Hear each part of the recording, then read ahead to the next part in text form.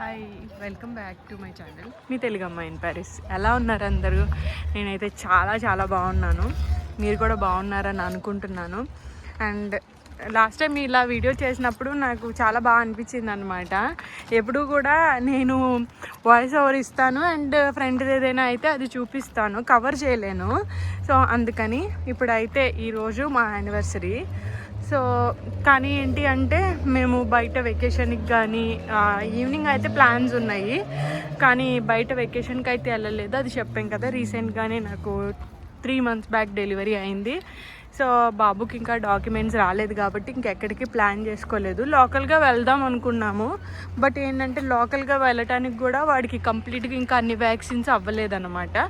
So ఇంకా కొన్ని plans అయితే ఉన్నాయి, అవి నేను జస్ట్ షార్ట్ రూపంలో పెడతాను. అండ్ ఇంకొకటి ఏంటంటే ఈ వీడియోకి నేను పెట్టే థంబ్నెయిల్కి అసలు సంబంధం ఉండదు. అండ్ బై ఇది నా శారీ, అండ్ అందరం కూడా ఒకే రకంగా శారీ వేసుకున్నాము. సో వీడియోకి దానికి సంబంధం లేదని చెప్పాను కదా. అండ్ ఈ కాస్ట్యూమ్ అందరం ఒకేలాగా డ్రెస్ చేసుకున్నాము. అండ్ నేను కూడా ఈ ప్లాన్స్ అవన్నీ తీసుకున్నాను, కానీ ఇంకా శాండ్ అవన్నీ తీసుకొచ్చి పెట్టలేదు. ఇవి చూసాక నాకు గుర్తొచ్చింది అనమాట. అండ్ టాపిక్లోకి వస్తే కనుక నేను నా యొక్క ఎక్స్పీరియన్స్ షేర్ చేసుకోవాలనుకుంటున్నాను. లాస్ట్ టైం ఇక్కడికి వచ్చిన తర్వాత ఏం ప్రాబ్లమ్స్ ఫేస్ చేశాను అని చెప్పాను కదా, దాంతోపాటు లైఫ్ జర్నీ కూడా చెప్పాను కొంచెం. అండ్ ఇంకా ఈరోజు అయితే ఈవినింగ్ ప్లాన్స్ ఉన్నాయి అన్నాను కదా, సో కొంచెం షాపింగ్ ఉంది, దానికి తగ్గట్టు గ్రాసరీస్కి వచ్చాము. ఆ విషయం నేను టాపిక్ షేర్ చేసుకోవాలనుకుంటున్నాను. అంటే నా డెలివరీ అనేది చాలా పెయిన్ఫుల్గా జరిగిందనమాట. అంటే నేను ఆ రోజు డెలివరీ అయిందాన్ని షార్ట్కట్లో చెప్పేశాను. అసలు ఏం జరిగింది ఏంటి అనేది నేను ఇప్పుడు చెప్తాను. సో కొన్ని బ్లూబెర్రీస్ తీసుకున్నాం మా వాడికి. మా వాడికి ఇంకా ఫ్రూట్స్ చూస్తే ఇంకా పిచ్చి ఎక్కువైపోద్ది అనమాట. సో దాన్ని బట్టి ఇదేదో స్మూతీ ఉన్నింది, మంచిగా తీసుకుందాం. అండ్ సో అలా నాకు నిజంగా లైఫ్ మీద ఒక టైప్ ఆఫ్ భయం అయితే పట్టుకునింది అనమాట. ఎందుకు అంటే నేను ఒక షెడ్యూల్ చేసిన డెలివరీయే కదా, వెళ్ళిపోతాము, అంతా చేసుకుంటాము, వచ్చేస్తాము అలా అనుకున్నాను నేను. కానీ నేను ఎప్పుడు అనుకోని విధంగా ఇలా ఉంటుందని నేనైతే ఎక్స్పెక్ట్ చేయలేదన్నమాట. ఎందుకంటే నన్ను మార్నింగే రమ్మన్నారు. మార్నింగ్ వచ్చిన తర్వాత 8కి రమ్మన్నారు మమ్మల్ని, కానీ మేము 7:30 quarter to 8 కల్లా స్టార్ట్ అయిపోయి అక్కడికి దిగిపోయాము. దిగిన తర్వాత మాకు పైకి వెళ్ళిపోయాము. మమ్మల్ని ఒక డెలివరీ సెక్షన్కి రమ్మంటే అక్కడికి వెళ్ళిపోయాము అనమాట. అక్కడికి వెళ్ళిన తర్వాత ఇంకా రండి అన్నారు. తర్వాత డ్రెస్ చేంజింగ్ అంతా ఇచ్చారు. అసలు మాకు ఎలాంటి ప్రాసెస్ ఏం తెలియదు కదా, కానీ ప్లానెడ్ సిజేరియన్ కాబట్టి అంతగా ఏమీ అనిపిస్తుంది అని అనుకోలేదు మేము. అంటే ఓకే వెళ్తాము చేసుకుంటాము అలా అనుకున్నాను. అండ్ 8:30కి మేము వెళ్ళి అడ్మిట్ అయిపోయాము. 9 కల్లా డ్రెస్ చేంజ్ అవంతా చేసేసారు. 9:30 ఆ టైంకి డ్రెస్ చేంజ్ చేసిన తర్వాత ఆటోమేటిక్గా 10కినేమో 9:45కా ఓకే 9:30 ఆ టైంకి తీసుకెళ్ళారు మమ్మల్ని. తీసుకెళ్ళిన తర్వాత మా హస్బెండ్ని లోపలికి రానివ్వలేదన్నమాట. నాతో ఏం చెప్పారంటే, సో ఇంకా మాకు 9:45 9కి అలాగా లోపలికి వచ్చేయమన్నారు. నాతో పాటు తనకి కూడా మొత్తం డ్రెస్ చేంజ్ అయితే చేస్తారనమాట. మా వాడికి బనానాస్ కావాలి, అవేమో ఇక్కడ కనిపించట్లా, ఇక్కడ ఉన్నాయి. సో డ్రెస్ చేంజ్ మా హస్బెండ్ని కూడా చేసేసుకోమన్నారు. చేసేసుకున్న తర్వాత లోపలికి ఏదైతే పంపించారో తనని అనస్థీషియా ఇచ్చిన తర్వాత లోపలికి పంపిస్తానని చెప్పారనమాట. నేను అనుకున్నాం ఓకే అనస్థీషియా ఇచ్చిన తర్వాత పంపిస్తారు కదా అని నేను అనుకున్నా.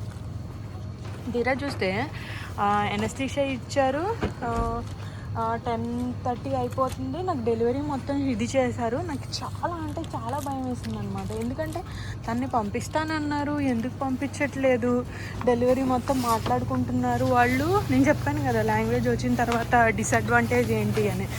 ఇంకేంటే సిజర్స్ అన్నీ రెడీగా ఉన్నాయా, ఎక్విప్మెంట్ మొత్తం ఉండిందా అని చెప్పి మాట్లాడుకుంటున్నారు.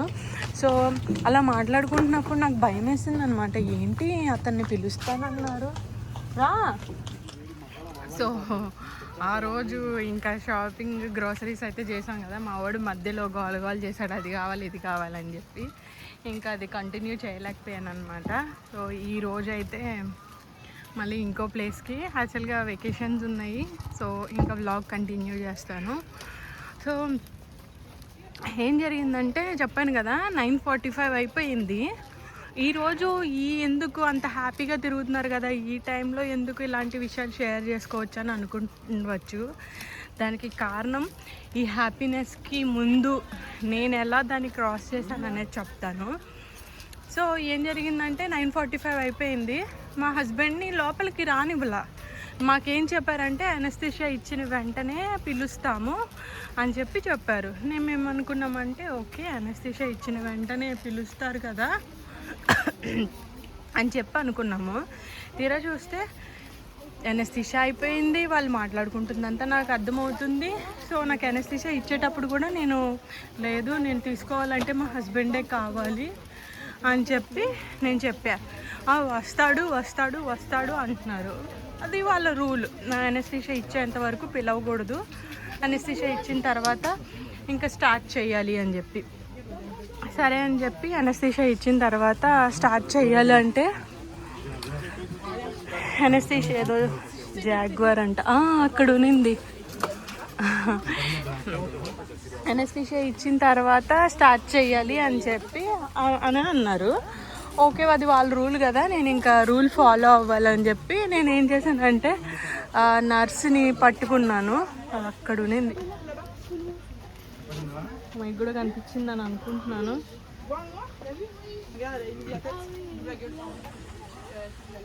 సో అనస్థీషియా ఇచ్చిన తర్వాత పిలిచారనమాట. అనస్థీషియా ఇచ్చిన తర్వాత ఇంకా స్టార్ట్ చేసేసి డాక్టర్స్ అందరూ మాట్లాడేసుకుని ఇది చేస్తున్నారు. నేను ఈ లోపు ఏం చేశానంటే ఓకే అనస్థీషియా ఇచ్చాక పిలుస్తాను అంటున్నారు కదా అని చెప్పి ఈ లోపు డాక్టర్ని అడిగాను అనమాట. నర్సు చేతులు పట్టుకొని లేదు నేను ఖచ్చితంగా ఇది చెయ్యాలి అని చెప్పి అద్దికి అక్కడ ఉన్నింది. సో అనస్థీషియా ఇచ్చిన తర్వాత పిలుస్తాను అని చెప్పి అన్నా కూడా నాకు డౌట్గానే ఉంది, ఎందుకో అలా చెప్తున్నారు అని చెప్పి. సో నేనేమనుకున్నానంటే ఓకే చెప్తారు వాళ్ళ రూల్స్ కదా, నేను ఫాలో అవ్వాలి అనుకున్నాను. ఈ లోపు నేను ఏం చేశానంటే నర్సు చేతులు అయితే పట్టుకున్నాను. ఆమె ఇద్దరు నర్సులు ఉన్నారు. నాకు దాంతోపాటు ఏంటంటే ఆక్సిజన్ ఆ రూమ్లో ఇదవ్వి బట్టలు అంతా తీసేస్తారు కదా సర్జరీకి ముందు. అంటే ఆ జాయిన్ అయింది కూడా నేను ఫిబ్రవరిలో కాబట్టి ఇక్కడ దారుణమైన చలి ఉంటుంది. సో నాకు ఇంకా షివరింగ్ కానీ అదంతా రాకుండా ఉండటానికి ఏం చేశారంటే వాళ్ళు ఒక ట్యూబ్ లాంటిది పెట్టి కింద నుంచి హీటింగ్ తీస్తున్నారనమాట. షోఫాజ్ అంటే ఇక్కడ హీటింగ్ పైప్ లాంటిది ఒకటి పెట్టి ఆ గౌన్ లోపలికి హీట్ వెళ్ళేలా చేస్తున్నారు. సరే అని చెప్పి ఆ నర్సుకి చెప్తే భయపడద్దు ఏం కాదు తను వస్తాడు అని చెప్పారు. నేను చూశాను 10 అయింది, 10:30 అయిపోయింది, సర్జరీ స్టార్ట్ చేశారు. సర్జరీ స్టార్ట్ చేస్తే లేదు అదేంటి నాకు మా హస్బెండ్ రావట్లేదు అని అంటే నాకు అనస్థీషియా వల్ల నాకు అసలు కాళ్ళు మొత్తం కదలట్లేదు, ఏం తెలియట్లే అనమాట. ఆ కాళ్ళు కదలట్లేదు కాబట్టి ఇంకా మొత్తం మత్తుకి తెలియట్లా. నేను అడుగుతున్నా మా హస్బెండ్ రాలేదు అంటే వస్తాడు అని అంటున్నారు అనమాట. ఏంటి వస్తాడు ఇంకా అని చెప్తే తీరా చూస్తే వాళ్ళకి అక్కడ డౌట్ వచ్చింది ఏంటి అంటే నా యొక్క పల్స్ పడిపోయిందనమాట. నేను ఫ్లక్చువేషన్ నా సర్జరీ స్టార్ట్ చేసి పిలుస్తారు అనే స్టార్ట్ అయ్యే టైంకి అప్పటికే నా ఆక్సిజన్ లెవెల్స్ పడిపోయాయి, నా పల్స్ కూడా పడిపోయింది. సో వాళ్ళు ఏంటంటే ఈ టైంలో తనని పిలిస్తే తను ప్యానిక్ అయిపోతాడు అని చెప్పి నన్ను పిలవాల. కానీ సర్జరీ ఆపలేదు, ఎందుకంటే సర్జరీ అనేది ఆపితే బ్లడ్ లాస్ ఎక్కువైపోద్ది, అది ఇంకా డేంజర్ కాబట్టి నాకు ఇది చేయలేదు, సర్జరీ అనేది ఆపలేదు అనమాట. సో ఆపకుండా ఏం చేశారంటే అక్కడ ఇంకొక యానిమల్ ఉంది. ఏంటి యానిమల్ పేరు?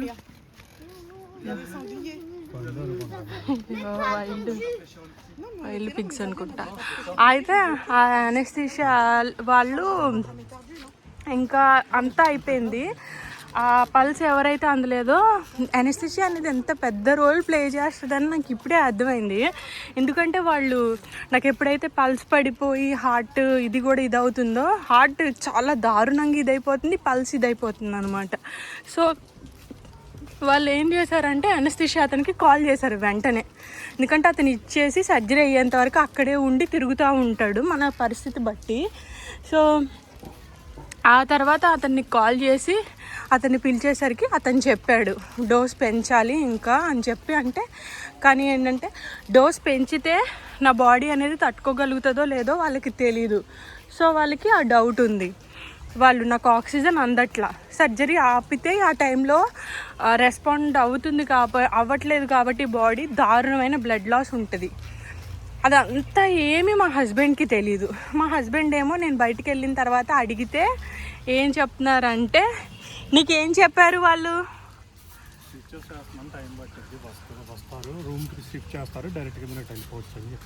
ఓకే, తనకి అది చెప్తున్నారు రీజన్.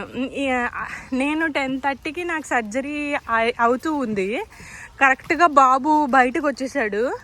బయటకు వచ్చేసేటప్పటికి కూడా నాకు ఆక్సిజన్ మాస్క్ పెట్టే ఉంది. తనకు అది కూడా తెలియదు. నేను చెప్పలేకపోతున్నాను ఎందుకంటే ఆ సిచ్యువేషన్లో వాళ్ళు నాకు ఒకటే చెప్తున్నారు, కళ్ళు మూసేయొద్దు, అండ్ మీకు రెండో బాబు కదా, మీ బాబుని మీరు గుర్తు తెచ్చుకోండి, మీ పెద్ద బాబు ఎక్కడుంటాడు, ఎలా ఉంటాడు, ఒంటరిగా ఉన్నాడా, ఎలాగా, మీ బాబు పేరేంటి అని అడుగుతున్నారన్నమాట. ఇలా అంతా అడుగుతున్నప్పుడు జస్ట్ నన్ను ఇది చేయటానికి అడుగుతున్నారేమో అని నేను అనుకున్నాను.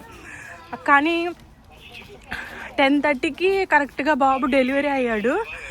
వచ్చేసే మా హస్బెండ్కి వితిన్ సెకండ్స్లో బేబీని ఇచ్చి పంపించేశారనమాట. అదేంటి, పుట్టిన బేబీని నాకు ఇక్కడ పెట్టాలి కదా, జస్ట్ వాళ్ళు చూపించారు, ఇంక వెళ్ళిపోయాడు తనకు కూడా అనుమానం. నీకెందుకు అనుమానం రాలా బాబుని ఇచ్చిన తర్వాత? ఓకే, అంటే స్టిచెస్ వేస్తారు కదా, అందుకు తనకి ఇంకా అనుమానం రాలే. అంటే మాకు ఫస్ట్ డెలివరీ అనేది నార్మల్ వెజనల్ డెలివరీ కదా, సో దీనిది ప్రాసెస్ ఏం మాకు తెలీదు. సో పల్స్ డౌన్ అయిపోయి అంతా అది. నాకు తర్వాత ఏమైందంటే ఆ 10:30కి తను వచ్చాడు, బాబుని తీసుకొని వెళ్ళిపోయాడు. బాబు మాత్రం ఏడుస్తున్నాడు. ఎందుకంటే నేను వెంటనే ఫీడింగ్ ఇవ్వలేను, కానీ నా యొక్క వార్మ్ సెన్స్ అనేది వాడికి కావాలి కదా, అది లేదు, తీసుకొని వెళ్ళిపోయారు. ఆ తర్వాత నన్ను తీసుకెళ్ళిన తర్వాత NICU అనమాట, ఆక్సిజన్ పెట్టి అక్కడ నా సిచ్యువేషన్ స్టెబుల్డ్ అయ్యేంత వరకు కూడా అక్కడ ఉంచారు. అక్కడున్న పేషెంట్స్ ఎంత క్రిటికల్ కండిషన్లో వచ్చారంటే, చాలామందికి సర్జరీస్ చేస్తూ, బ్రెయిన్ సర్జరీస్, నార్మల్ ఈ సర్జరీస్ చేస్తూ భయంతో వాళ్ళు అక్కడ ఏదైనా హెల్త్ బ్రీతింగ్ ప్రాబ్లం వచ్చేసి పల్స్ పడిపోయి ఇలా ఉన్న వాళ్ళందరూ ఆ సెక్టర్లోకే వచ్చారనమాట. సో ఆ సెక్టర్లోకి వచ్చేసరికి మాకు దారుణమైన, నాకు తెలుస్తుంది అయ్యా ఏంటి ఏదో జరుగుతుంది. మా హస్బెండ్కి ఏంటంటే ఒక చోట డౌట్ వచ్చిందంట. నేను తర్వాత బయటికి వెళ్ళిన తర్వాత నా డెలివరీ అనేది 10:30 అయింది కదా, నన్ను వాళ్ళు రూమ్కి షిఫ్ట్ చేసేసరికి ఆఫ్టర్నూన్ 2 అయింది. అది లక్, బ్రతికాను కాబట్టి. బ్రతకకపోతే ఏదైతే బాబుని తను తీసుకున్నాడో ఇంకా తనతోనే ఆ బాబు ఉండిపోయేవాడు. ఎందుకంటే ఆ టైంలో నా పల్స్ పడిపోయి నా బీపీ అనేది ఇదైపోయింది కాబట్టి, నా బ్లడ్ కనుక ఆగకపోతే వాళ్ళు ఏమీ చేయలేరు. అండ్ ఇంకొకటి ఏంటంటే, నా కాళ్ళకి సెన్స్ రావాలి, అనెస్థీషియా ఇచ్చారు కాబట్టి. బాడీ ఆ టైంలో రెస్పాండ్ అవ్వకుండా హార్ట్కి కనుక ఇది అవుతుంది అంటే కనుక ఇంకా వాళ్ళు ఏం చేయలేరు. వాళ్ళు అప్పటికి చాలా నియర్లీ ఒక 20-30 డాక్టర్స్ నా చుట్టూ వచ్చేసారన్నమాట. ఏంటి అని. అనెస్థీషియా అతను కూడా పెద్ద ముసలి వాళ్ళు ఉంటారు కదా, వాళ్ళ ఎక్స్పీరియన్స్ అనేది మనకు కూడా నర్సులు అనేవాళ్ళు ఎక్స్పీరియన్స్డ్ ఉండేవాళ్ళు ఎలాగా అని చెప్పి అనిపిస్తుంది కదా, అలా అనమాట. ఆమె నాకు ఒకటే చెప్తుంది, నాకు ఆ టైంలో కూడా నిజంగా నేను ఎవ్వరి కోసం తిరిగి వెనక్కి రావాలి అని అనుకోలేదు. వన్ అండ్ ఓన్లీ మా పెద్ద అబ్బాయి కోసం, వాడు ఎలా ఉంటాడు, నేను లేకపోతే ఏంటి, పుట్టినవాడు వాడి కోసం కూడా నేను ఆలోచించట్లే, వాడు చిన్నోడు. కానీ ఇప్పుడు ఆల్రెడీ ఇంట్లో ఉన్నాడు. ఈ 1 వీక్ 10 డేస్కే మా ఇంట్లో పేరెంట్స్ దగ్గర వాళ్ళ దగ్గర ఉన్నాడు. వాడు ఎవరి దగ్గర ఉండడు. నాకేం అర్థం కాలేదు, నేను లేకపోతే వాడి పరిస్థితి ఏంటి. సో ఆ ఒక్క నా యొక్క వీక్నెస్సే ఆ రోజు నన్ను చాలా స్ట్రెంగ్తన్ చేసిందనమాట. నేను ఆ వీక్నెస్సే నన్ను ఇది చేసేసిద్ది అనుకున్నాను, కానీ ఆ వీక్నెస్సే నన్ను ఇది చేసింది. చాలా అంటే చాలా, ఎలా అంటే నాకు నేను చెప్పుకుంటున్నాను అనమాట. అండ్ ఇంకొకటి ఏంటంటే, నేను శివుణ్ణి బాగా నమ్ముతాను అండ్ ఆయన నాకు ఒక ఫాదర్ లాగా అనుకుంటాను. సో అందుకని అతన్నే అడుగుతున్నాను, నేను తిరిగి ఎలాగైనా వెళ్ళాలి. నేను వెళ్ళకపోతే నేను నా పిల్లలకి అన్యాయం చేసినట్టే. సో నేను ఎలాగైనా వెళ్ళాలి. సో ఈరోజు ఈ వ్లాగ్ చేయడానికి గల కారణం ఏంటంటే, నా కోసం అలా జరుగుతున్న సిచ్యువేషన్లో మా హస్బెండ్ టెన్షన్ పడి తనకి లిటరల్లీ 1 వీక్ ఫీవర్ వచ్చేసి భయపడ్డాడు. ఎందుకని నేను రాలేదు, నేను వస్తానని తను అనుకోలేదు యాక్చువల్గా రిటర్న్ ఆపరేషన్ థియేటర్లో నుండి. అండ్ మెయిన్లీ ఏంటంటే ఇది నా బర్త్డే. సో అప్పుడు మళ్ళీ రీబర్త్ అయ్యాను కాబట్టి నాకు లైఫ్ అనేది ఎంత వాల్యూ అనేది నాకు తెలిసింది. ఈరోజు నా 2 పిల్లలతో ఎంత హ్యాపీగా ఆనందంగా నేను ఉన్నానంటే దానికి కారణం నిజంగా డాక్టర్స్ అండ్ ఆ దేవుడి దయ. సో అది మీతో షేర్ చేసుకోవాలనుకున్నాను. 2కి నేను రూమ్లోకి వచ్చేసాను. ఇంకా తర్వాత రూమ్కి షిఫ్ట్ చేశారు, బాబుని నాకు ఇచ్చారు. మా పెద్దోడు తర్వాత డెలివరీ అయిన ఈవినింగ్ మా తమ్ముడు తీసుకొని వచ్చాడు అనమాట. మా హస్బెండ్కి ఇదే రీజన్ కంటిన్యూస్గా చెప్తున్నారు వాళ్ళు. స్టిచెస్ వేస్తున్నారు, ఎంతసేపు వేస్తారు స్టిచెస్? 10:30 అయితే ఆఫ్టర్నూన్ 2 వరకు స్టిచెస్ వేస్తారా? కానీ నాకు దొరికిన అనస్థీషియా డాక్టర్ అండ్ నాకు సర్జరీ చేసిన డాక్టర్స్ మాత్రం నిజంగా వాళ్ళు నా కోసం నా పక్కన నా శివయ్యే నుంచొని చేసినారని నాకు అనిపించింది. ఎందుకంటే అదంతా డాక్టర్ స్పెషలిస్ట్ అందరూ హ్యాండిక్యాప్స్ అనమాట. ఆ డాక్టర్స్ అందరూ ఆయన నా బ్లడ్ ఫ్లో కంటిన్యూగా వచ్చేస్తుంది, ఎందుకంటే నా బాడీ రెస్పాండ్ అవ్వట్లేదు కాబట్టి. సో నా బ్లడ్ ఫ్లో ఇలా అవుతుంది. సో బ్లడ్ ఇంత జరుగుతుంది కదా, ఆయన ఒక్క క్షణం కూడా లేదు సర్జరీ ఆపకూడదు, సర్జరీ ఆపేమంటే కనుక తను స్టిచెస్ నేను ఇది చేయలేను, బ్లడ్ ఫ్లో ఇది అవ్వదు అని చెప్పి అతను దాన్ని ఆపాలనుకోలేదన్నమాట. ఇదేంటి రెప్టైల్ సెక్షనా? ఓకే. సో తను నాకు సర్జరీ ఆపాలి అని అనుకోలేదు. సో ఇది కెమెరా నాట్ అలౌడ్, నేను ఆపేస్తాను. సో కనిపిస్తుంది కదా మా వాడు, మొత్తం అందరం ఎల్లో వేసుకున్నాము. సో మా వాడు ఏంటంటే ఫిష్కి ఐడియాలు వచ్చాయంట, అందులో ఫిష్కి తినటానికి ఇది చేస్తున్నాడు, ఫుడ్ అనమాట. సో యానిమల్స్ అన్నీ కనిపిస్తున్నాయి కదా. సో ఆ రోజు జరిగి నేను ఆ ఫియర్ అనేది స్టిల్ ఇప్పటికీ నా గుండెల్లో అలాగే ఉన్నింది. ఎందుకంటే తర్వాత కొన్ని సిచ్యువేషన్స్ వల్ల నేను మళ్ళీ ఎంఆర్ఐ చేయించుకోవాల్సింది. లాస్ట్ టైం నాకు కాలు ప్రాబ్లం వచ్చింది కదా, సో స్టిల్ మళ్ళీ తర్వాత అదే ప్రాబ్లం వచ్చిందనమాట. సో దానికి ప్రాబ్లంకి కారణం ఏంటంటే స్కయాటికా నెర్వ్ అనేది నొక్కుంటుందని చెప్పారు. సో దానికి ఎంఆర్ఐ చేయించి ఇంకొకటి ఎలక్ట్రోడ్ ట్రీట్మెంట్ ఒకటి చేశారు. సో నాకు ఎంఆర్ఐకి వెళ్ళాలంటే సేమ్ అలాగే అనిపించింది, సేమ్ భయము ఫియర్. ఎందుకంటే చావు భయం ఎవరికి ఉండదు?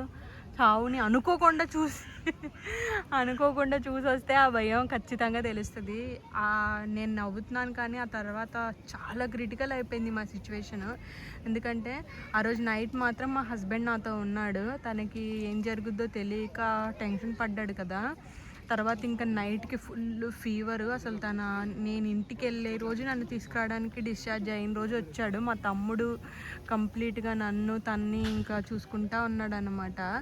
దారుణం అయిపోయింది మా సిచ్యువేషను. సో అలా జరిగినప్పుడు మళ్ళీ ఇంటికి ఇద్దరం తిరిగి వస్తాం, ఎందుకంటే తను క్రిటికల్ పొజిషన్లోకి వెళ్ళిపోయాడు, భయపడిపోయాడు కాబట్టి పడుకున్న లేవలేకపోవటం అట్లా జరిగేది. సో ఈ సిచ్యువేషన్లో మాకు చాలా బాగా అర్థమైంది ఏంటంటే ప్రతిరోజు ప్రతి సెకండ్ మనం బ్రతుకుతున్న లైఫ్ అనేది బ్లెస్డ్. ఇంకా ఏదో కావాలి లేదా ఎవరినో సాటిస్ఫై చేయాలి, ఇంకేదేదో చూసేయాలి అనే ఆలోచన మాకు లేదు. మా కోసం ఉన్న పిల్లల్ని హ్యాపీగా చూసుకోవాలి. లైఫ్ లాంగ్ మా జాబ్ చేసుకుంటా హ్యాపీగా ఉంటూ చెయ్యాలి. మాతో ఈ జర్నీలో మా ఫ్యామిలీ కానీ మాతో ఎవరైతే కంటిన్యూ చేశారో వాళ్ళందరికీ థ్యాంక్ యూ సో మచ్. ఎండలో తిరిగి మాడిపోయామన్నమాట. ఇంకా చూడాల్సింది చాలా ఉంది. ఇదొక ఫారెస్ట్ కమ్ జూ లాంటిది, చాలా బాగుంది. సో ఇంకా చాలా మా ఓడికి ఏంటంటే యానిమల్స్ పిచ్చి వల్ల ఇంక ఇవే పట్టుకొని తిరుగుతూ ఉన్నాము. సో ఇంకా ట్రిప్ అనేది ఇంకా ఉన్నింది. మా హస్బెండ్ వెకేషన్స్ అని ఇంకా చాలా ఉన్నాయి, అవి కూడా నేను చూపిస్తాను. And that's all for today. And ఈ వ్లాగ్ మీకు నచ్చిందని నేను అనుకుంటున్నాను. ఇది నా పర్సనల్ ఎక్స్పీరియన్స్. ఎవరైనా లైఫ్లో తిరిగి చావు తర్వాత వచ్చిన వాళ్ళకే తెలుస్తుంది ఇది. సో మాకు ఏదైతే దేవుడు ఈరోజు ఈ క్షణం ఇచ్చాడో దానికి మేము వెరీ బ్లెస్డ్. అండ్ ఇప్పటికీ మాకు ఏది ఇచ్చినా కూడా ఇవ్వకపోయినా కూడా ఆయన ఇచ్చిన ఈ లైఫ్ మాత్రం మాకు చాలా వాల్యుబుల్. అండ్ మాకు ఇచ్చిన తల్లిదండ్రులను కూడా అందుకే వాల్యూగా ఉండాలని అనుకుంటున్నాం మేము. సో ఇంకా దేవుడి దయ. అండ్ ఇంకొకటి ఏంటంటే ఇదంతా నేను చెప్పడానికి గల కారణం ఏంటంటే చెప్పాను కదా ఇది నా బర్త్డే అని చెప్పి. సో బర్త్డే కాబట్టి మళ్ళీ రీబర్త్ అయ్యాను కాబట్టి నేను ఇది చేసుకుంటాం. ప్రతి ఇయర్ నా బర్త్డేకి వెకేషన్స్కి అయితే వెళ్తాము. ఏంటమ్మా ఏమైంది? So thank you so much for watching. And మా వాడు ఏ డే విత్ మై 2 kids అనేది నెక్స్ట్ చేస్తాను. Thank you so much for watching.